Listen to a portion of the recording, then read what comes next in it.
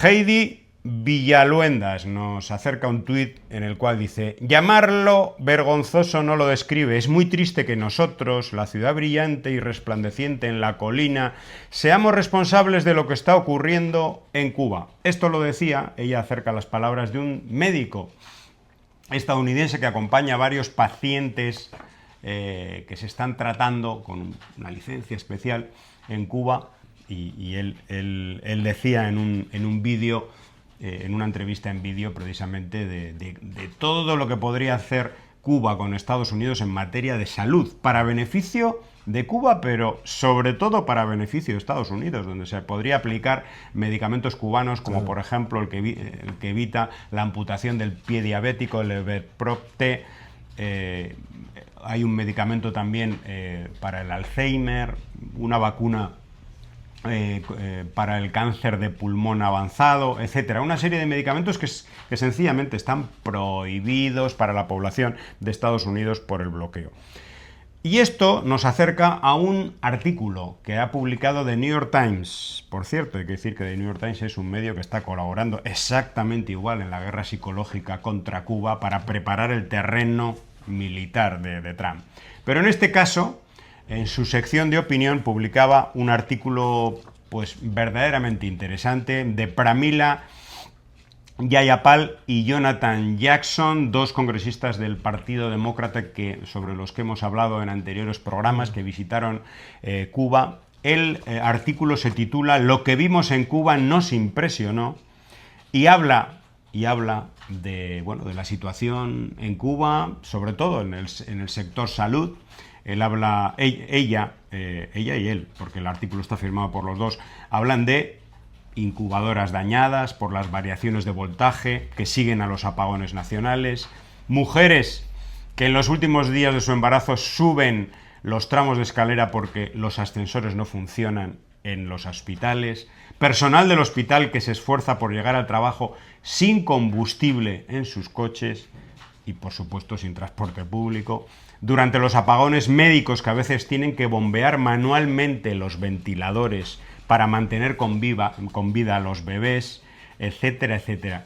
Regresamos, dice, de nuestro viaje con la certeza de que si el pueblo estadounidense conociera en toda su magnitud lo que realmente pasa en Cuba, exigiría al fin inmediato del bloqueo. Bloqueo, ella dice embargo, pero bueno, me da absolutamente igual.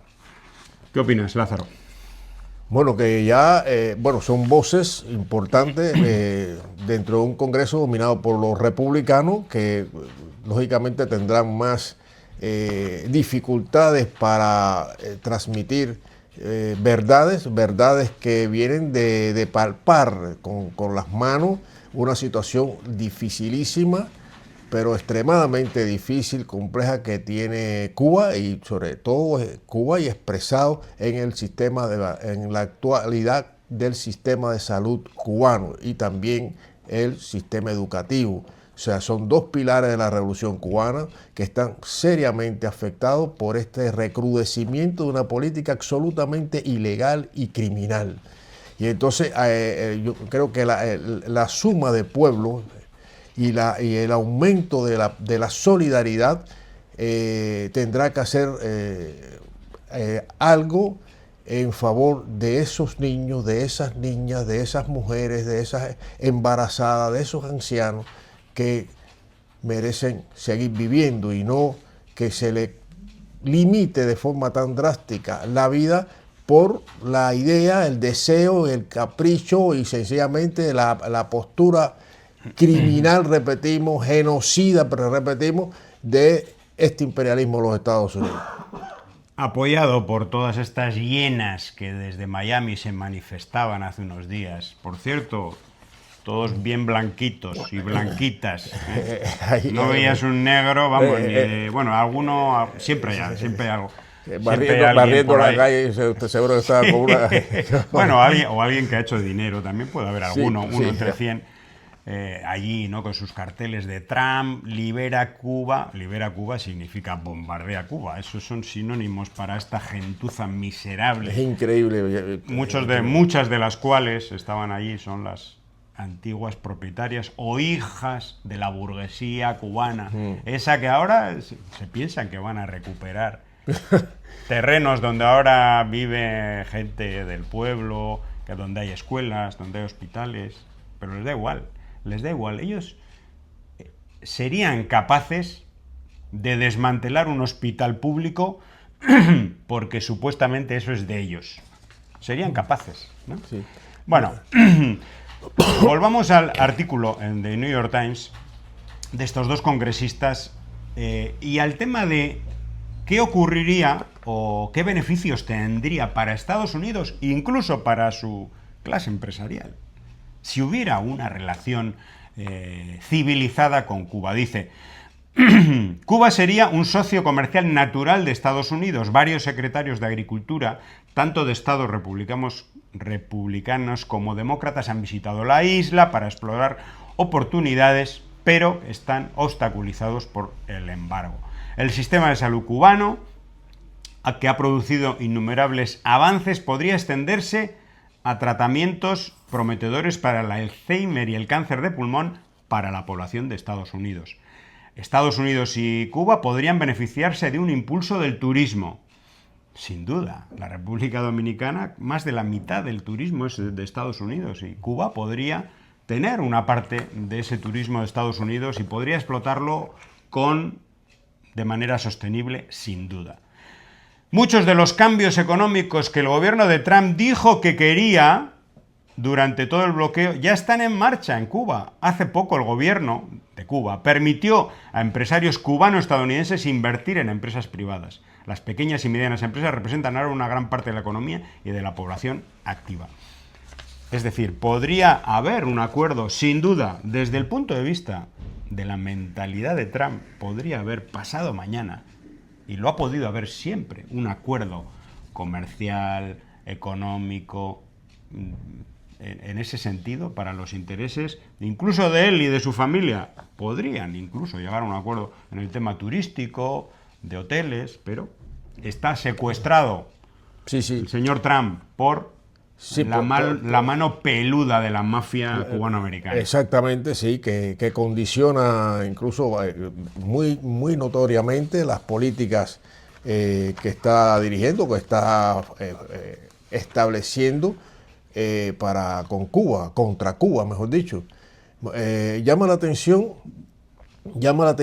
que a pesar de los cambios que se han producido en el sector económico, fundamentalmente en Cuba, pudiéramos decir desde el llamado periodo especial, y todos estos años hasta hoy, Cuba ha tenido, el pueblo ha tenido bastante, y sigue teniendo, pues se va mejorando, se va detectando potencialidades en el sector económico.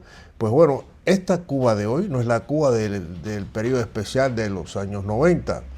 Es decir, que se han producido cambios significativos en la economía y bueno, que repercute también en la sociedad.